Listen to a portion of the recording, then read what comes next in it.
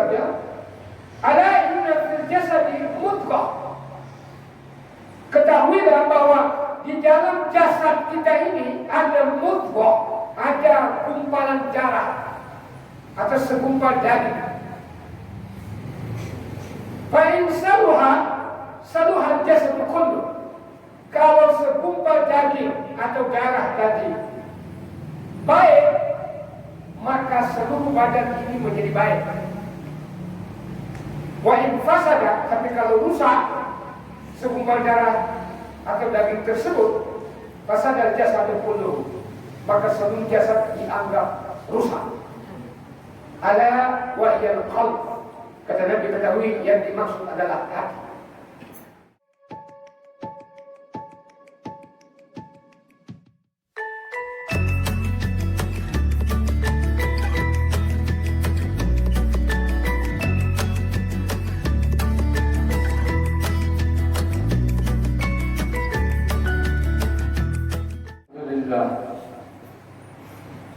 نحمده ونشكره ونستعينه ونستغفره ونتوب إليه ونعوذ بالله من شرور أنفسنا ومن سيئات أعمالنا. من يهده الله فلا مضل له ومن يضلله فلا هادي له. أشهد أن لا إله إلا الله وحده لا شريك له، وأشهد أن محمدا عبده ورسوله لا نبي بعده. اللهم صل وسلم وبارك على هذا النبي الكريم وعلى آله وصحبه ومن تبع هداه. أما بعد، فيا أيها المسلمون الحاضرون، أوصيكم ونفسي بتقوى الله، فقد فاز المتقون. وقال تعالى: يا أيها الذين آمنوا اتقوا الله حق تقاته ولا تموتن إلا وأنتم مسلمون. وقال: يا أيها الذين آمنوا اتقوا الله وقولوا قولا سديدا يصلح لكم أعمالكم ويغفر لكم ذنوبكم، ومن يطع الله ورسوله فقد فاز فوزا عظيما.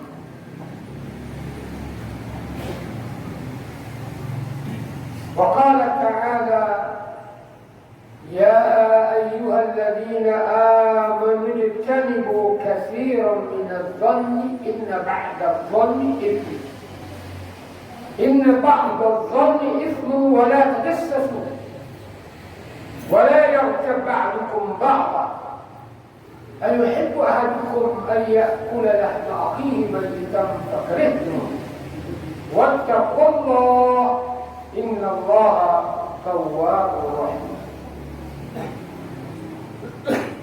جماعة جمعة رحمكم الله. Alhamdulillah, pada Jumat kali ini Allah Subhanahu wa Ta'ala kembali menghibur kita di Masjid An-Nur yang mubarak ini dalam rangka melaksanakan kewajiban kita sebagai muslim, yaitu mendirikan salat Jumat. Kita selalu berharap agar seluruh rangkaian ibadah kita yang lalu, sekarang dan yang akan datang diterima oleh Allah Subhanahu wa Ta'ala. Dan semoga Allah selalu membimbing kita, mengarahkan kita menuju kebenaran. Salam beserta salam atas Nabi Muhammad sallallahu alaihi wasallam beserta sahabat, kerabat, ahli keluarga beliau dan orang-orang yang setia mengikuti ajaran Al-Quran dan sunnah beliau hingga akhir zaman. Selaku khatib Jumat kali ini, wasiat pertama kami sampaikan, mari kita bersama-sama meningkatkan ketakwaan kita kepada Allah Subhanahu wa taala dalam arti yang sebenarnya. Menjalankan seluruh perintahnya, menjauhi segala larangannya. Ma'asyiral muslimin, jamaah Jumat rahimakumullah. Yang menjadi topik pembicaraan kita pada khutbah kali ini yaitu penyakit hati yang paling berbahaya.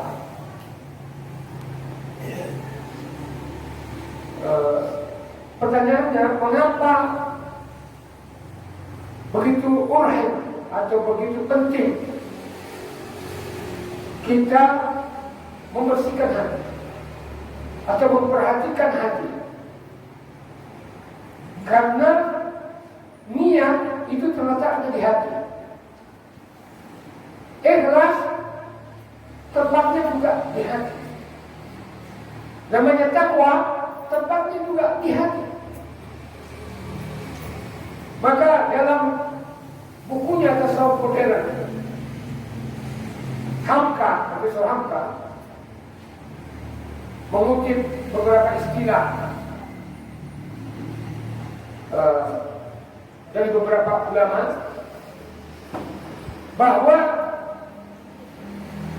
hati kita pertama harus kita takhalli. Takhalli artinya dikosongkan dari penyakit-penyakit hati seperti kufur, syirik, munafik, kibir, ujub,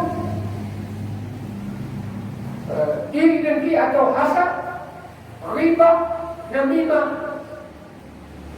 dan lain-lain. Itu takhalli. Jadi kita buang kotoran-kotoran hati kita. Kalau tidak, maka sulit menerima kebenaran. Nah, setelah kotoran-kotoran hati ini dibuang, maka kita bertahalli. Jadi pertama tadi takhalli, ada huruf kha, itu beda sedikit. Yang kedua tahalli.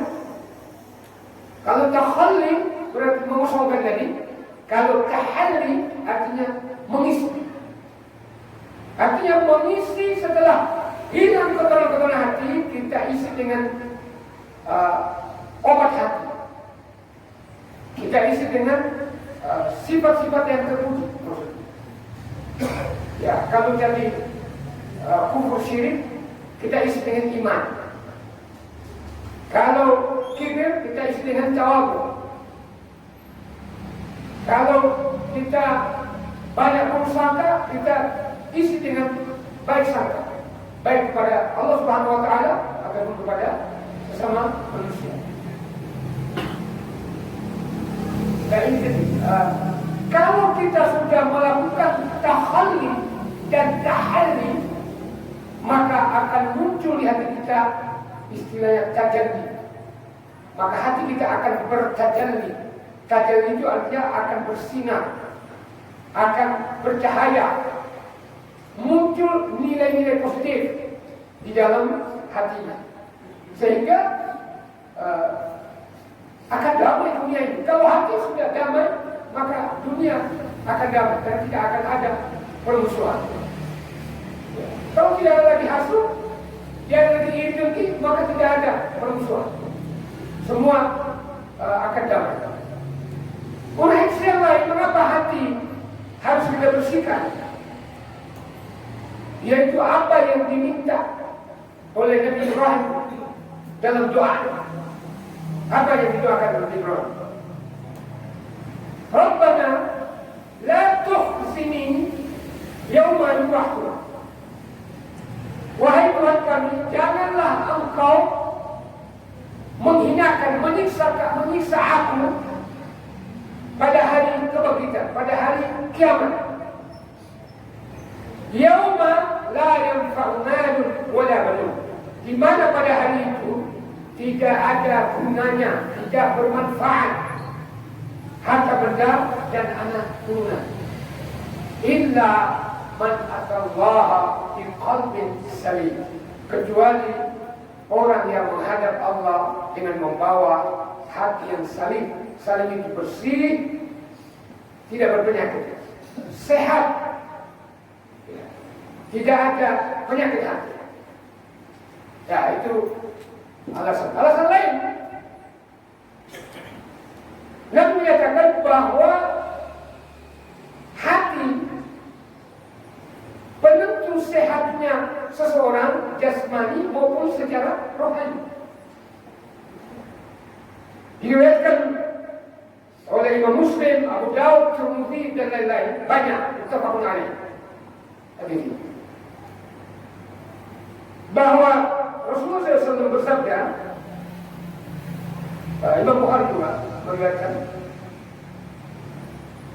beliau bersabda, ala inna fil jasadi mudghah, ketahuilah bahwa di dalam jasad kita ini ada mudghah, ada gumpalan darah atau segumpal daging.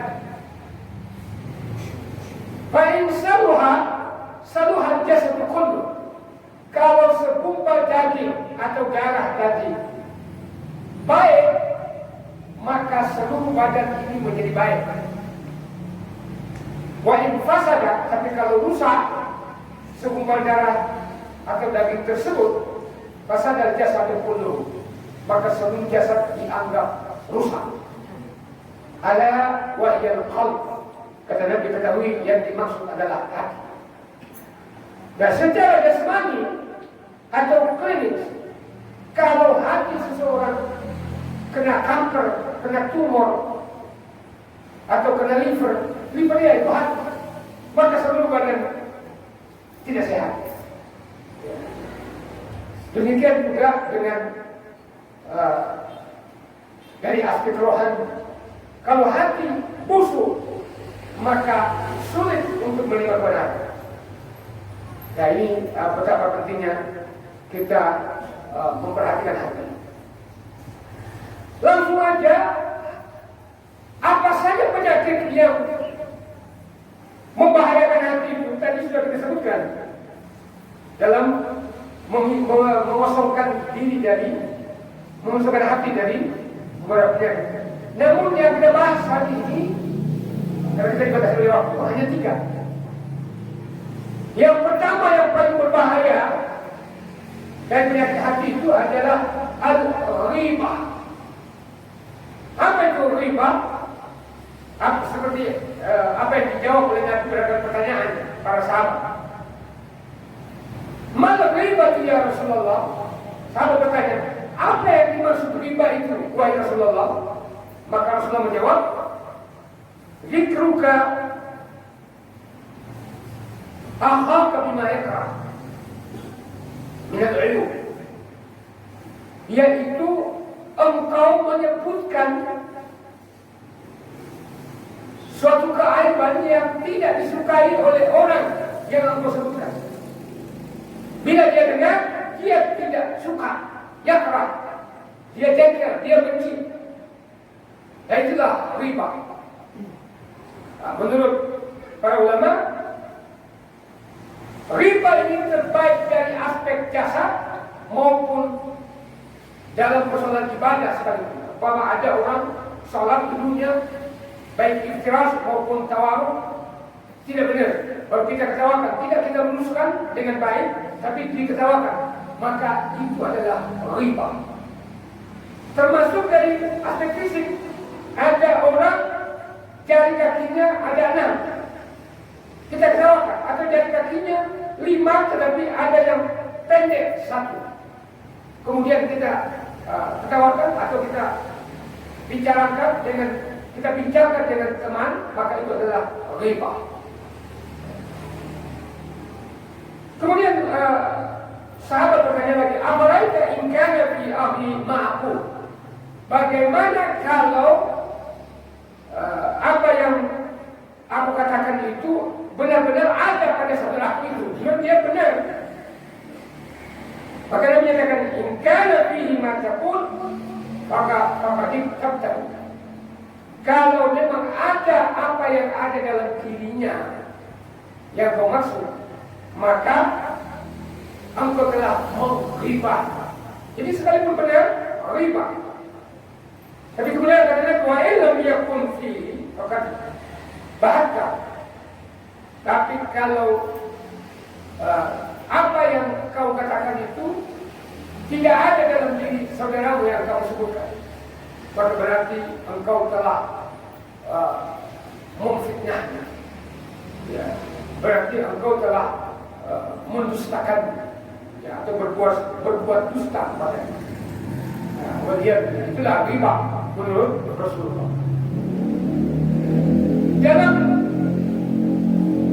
satu ayat, yaitu ayat 12 surat Al-Hujurat, tadi disebutkan dalam muqaddimah, ada beberapa larangan yang dilarang oleh Allah. Yang pertama adalah menghindari banyak prasangka. Yang kedua, tajassus. Tajassus itu mencari-cari kesalahan orang. Kalau ketemu satu kesalahan, dicari kesalahan yang sudah puluhan tahun yang lalu, dikumpulkan semua, baru ditahkim. Padahal sudah berlalu. Allah Subhanahu wa Ta'ala saja yang menciptakan manusia mengatakan orang kafir membunuh orang Islam puluhan bahkan ratusan, tapi kemudian dia masuk Islam. Allah mengatakan afallahumma amma salah. Allah sudah memaafkan apa yang sudah berlalu. Dan ini sesama Muslim masih dicari-cari kesalahan. Jadi banyak seperti itu. Tapi yang dalam bahasa kita adalah Allah berfirman, wala yaghtab ba'dukum ba'd. Jangan kalian menggibah antara satu dengan yang lain. Allah mengatakan, ayuhibbu ahadukum ayyakula lahma akhihi mayitan.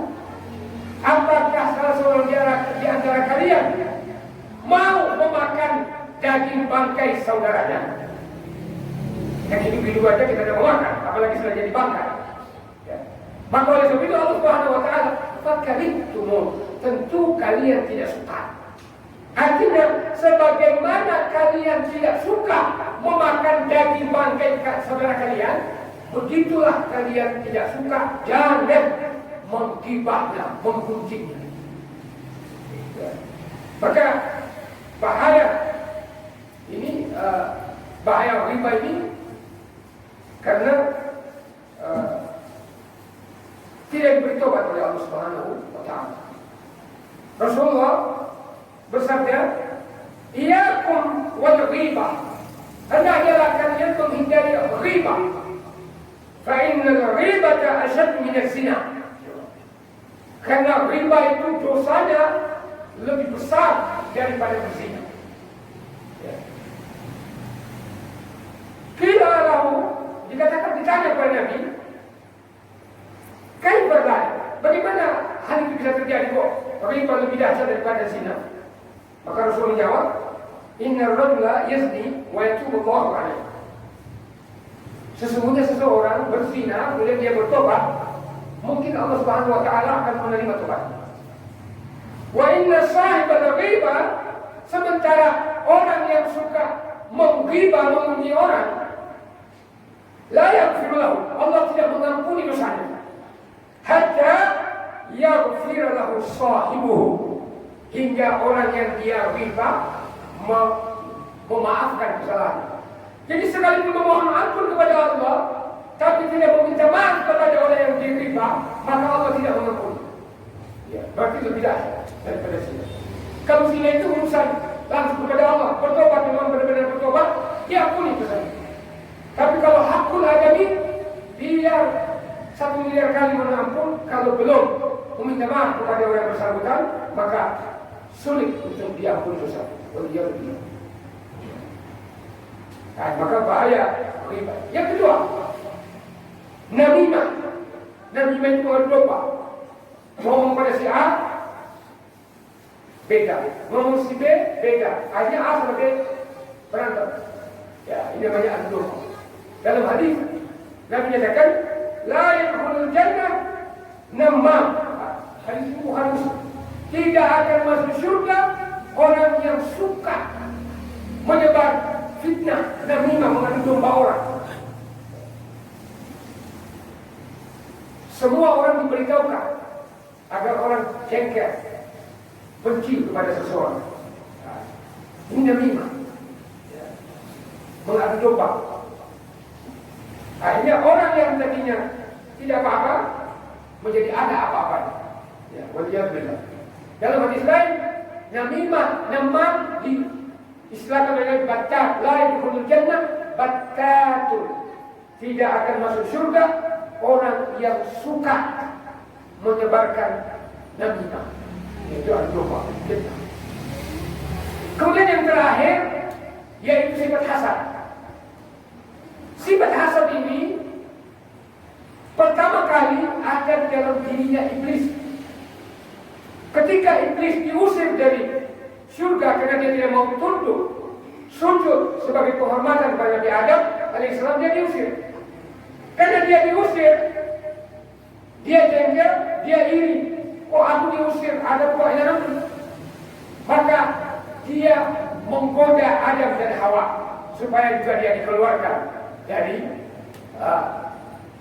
surga. Nah, itulah hasad. Jadi pinginnya mendapatkan apa yang didapatkan oleh orang lain dengan cara mendongker, dengan cara bagaimana orang tersebut hilang dari kenikmatan yang ada dalam dirinya. Dia jengkel, dia iri pada orang yang punya kekayaan. Dia bunuh orang kaya ini supaya dia jadi kaya. Waliyadzubillah, jauh kepala. Ya, itu sifat iblis.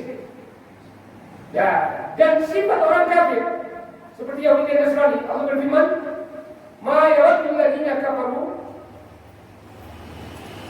min ahlil kitab wa lam yushrikin ay yunazzala 'alaikum min khairin min rabbikum." Orang kafir Yahudi maupun Nasrani atau orang-orang musyrik menyekutukan Allah tidak akan pernah senang bila mendengarkan ada kebaikan yang kalian dapatkan dari Allah Subhanahu wa taala. Dalam ayat lain dalam surat Al-Baqarah juga Allah berfirman, "Wadda katsirun min ahlil kitab law yardunakum min ba'di imanikum kuffaran hasadan min 'indi anfusihim." Sebagian besar ahli kitab Yahudi dan Nasrani ingin mengembalikan kalian menjadi kafir setelah kalian beriman karena ada iri di dalam dada mereka. Kenapa? Karena mereka tahu Islam itu benar. Mereka tahu bahwa Muhammad itu benar. Mereka tahu Al-Quran itu benar. Tapi karena asabiyah mereka, kesukuan mereka Yahudi, apapun yang terjadi saya tetap Yahudi. Jadi sampai saat ini ada pendeta Yahudi yang berpikiran modern mengakui kebenaran Islam. Oh, satu-satunya agama yang benar adalah Islam. Tapi karena mereka ini, kenapa Nabi Muhammad itu diturunkan kepada klannya Ismail, bukan klannya Ishak. Jadi pengennya turunan Ishak. Nah, itu keirian. Sebagai itu dalam hadis yang sahih diriwayatkan Rasulullah bersabda, "Iyyakum wal hasad." Hendaknya kalian menghindari hasad, dengki. Fa'innal hasada ya'kul hasanat. Nah, ini bahayanya. Karena iri dengki itu menghabisi kebaikan. Kama ta'kulun narul khatab, sebagaimana api yang menyala menghabiskan kayu bakar. Jadi tidak ada tersisa, tinggal debu yang berterbang, haba mansura. Waliyadzubillah. Oleh sebab itu Allah Subhanahu wa taala khusus menurunkan satu surat supaya kita berlindung kepada Allah dari sifat ini orang yang dengki. Qul a'udzu birabbil falaq min syarri ma khalaq wa min syarri ghasiqin idza waqab wa min syarri an-naffathati fil 'uqad wa min syarri hasidin idza hasad. Aku berlindung dari kejahatan orang yang suka dengki apabila dia mendengki, apabila dia hasad. Wa min syarri hasidin idza hasad. Mudah-mudahan kita tidak memiliki tiga sifat yang berbahaya ini, dan mudah-mudahan kalau ada kita ganti dengan sifat-sifat yang tersebut. Mudah-mudahan kita selalu dilindungi oleh Allah Subhanahu wa taala dan selalu kalau ini boleh berat. Aku lupa ada wa astagfirullah li wa lakum wa lisa'il muslimin wal muslimat wal mu'minina wal mu'minat fastaghfiruhu innahu huwal ghafurur rahim.